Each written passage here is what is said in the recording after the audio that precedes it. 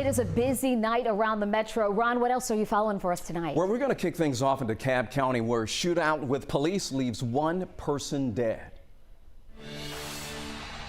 A man is dead after a call to 911 for a kidnapping turned into a police chase. The GBI says someone called Chamblee police saying someone took their friend. Investigators found the suspected car and followed it to Decatur. The car ended up crashing and a man got out with a gun. Officers say they tried to tase the man, but it was, quote, ineffective.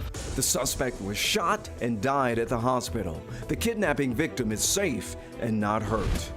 U.S. Transportation Secretary Pete Buttigieg plans to visit Georgia on Friday. He's expected to put the spotlight on the American Jobs Plan, which includes millions of jobs. We're working to learn more about his visit to Georgia.